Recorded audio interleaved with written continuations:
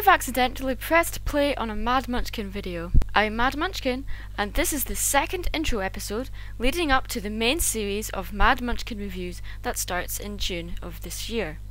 I specified in the first intro episode that I will only review animated movies, animated TV shows, and video games.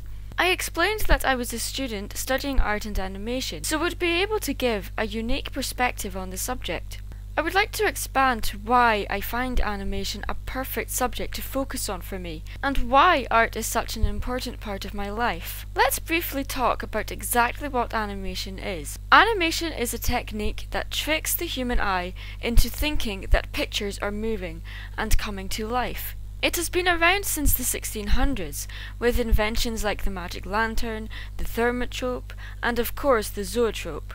It has evolved more quickly than any other art form in the last century because of its fusion with technology.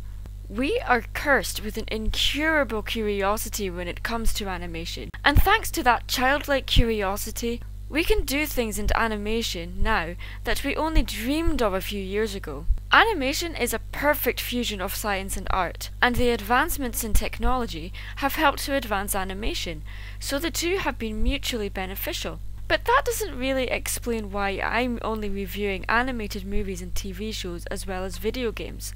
Aren't cartoons just for little kids? Aren't video games also just for kids or hardcore gamers? Why focus on animation when you are clearly too old for this stuff? I have been asked these questions often and find it really difficult to explain why in a single sentence. So this is my response to anyone who thinks animation is just for your childhood, or for anyone that thinks they're just too old for this genre. First of all, animation is not a genre. It is an art form and can convey any genre. Romance, comedy, tragedy, fantasy, adventure, western, horror, or science fiction. Animation can show things that live action simply cannot do, at least not in the same way as animation can.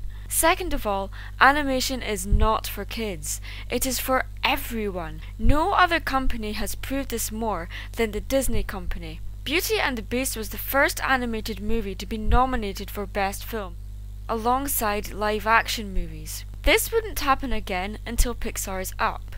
This is why companies like Pixar, DreamWorks and Sony Pictures have had so much success. They don't make animated films or kids' films.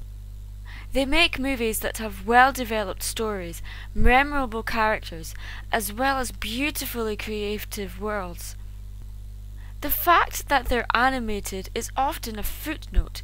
We forget that the film is animated at times and find ourselves relating to the characters in the movie or show like they are real. However, because of the success of the Disney company and the popularity of their animated movies during the 1930s onwards, there has been a prejudice thing toward animation that it is only for children.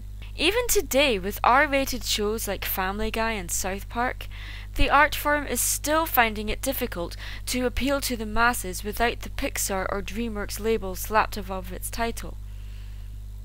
With smaller up-and-coming studios like Sony Pictures and Blue Sky, we have more animated movies coming out annually than we've ever had before, so there's no problem with quantity or quality.